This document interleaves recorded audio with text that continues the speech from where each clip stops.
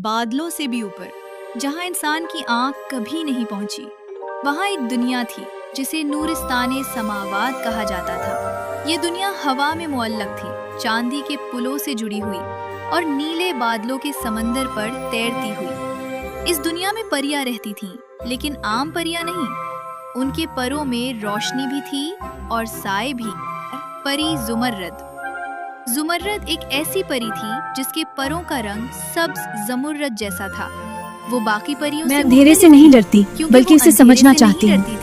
बल्कि अंधेरे को समझना चाहती थी। नूरिस्तान के बीचों बीच एक सुनहरी महल था जो सितारों की रोशनी से जगमगाता था, लेकिन महल के पीछे एक सियाह दरवाजा था जिसे दरवाज़ा साया कहा जाता था। कहा जाता था कि अगर वो दरवाजा खुल गया तो आसमान की दुनिया हमेशा के लिए बदल जाएगी। एक रात जब सुर्ख चांद निकला, आसमान पर बिजलियां चमकने लगी, बादलों का समंदर सियाह हो गया। अचानक सियाह दरवाजा खुद ब खुद खुल गया। उसके अंदर से एक देवाहिकल साया निकला जिसकी आंखें आग की तरह सुर्ख थीं और उसके परों से सियाह धुआं निकल रहा था। वो शहजादा तारीकी था जो कभी इसी दुनिया का मुहाफिज था, मगर धोखे की वजह से साए में कैद कर दिया गया था। उसकी आवाज गूंजी, नूरिस्तान, अब रोशनी और अंधेरे का फैसला होगा। परियां खौफ से चीखने लगीं, आसमान के पुल टूटने लगे, नीचे बादलों का समंदर तूफान में बदल गया।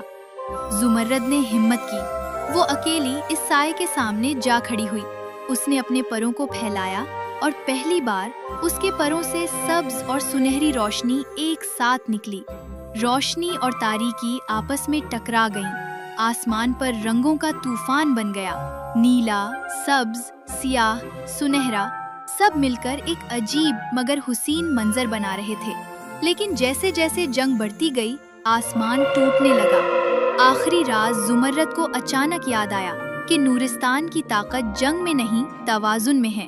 उसने अपनी आंखें बंद की और तारीकी को खत्म करने के बजाय उसे कबूल कर लिया। अचानक सियाह शहजादा रुक गया। उसकी आंखों की आग बुझने लगी। रोशनी और साया मिलकर एक नया रंग बन गए, चांदी जैसा सुरमई। आसमान पुरसुकून हो गया, पुल दोबारा जुड़ गए और सियाह शहजादा दोबारा मुहाफिज बन गया, मगर इस बार रोशनी और साया दोनों के साथ। आखिर में नूरिस्तान पहले से ज्यादा खूबसूरत था, क्योंकि वहाँ सिर्फ रोशनी नहीं थी, बल्कि रोशनी और अंधेरे का तवाजुन था। और जुमर्रद, वो अब मलका-ए तवाजुन कहलाने लगी।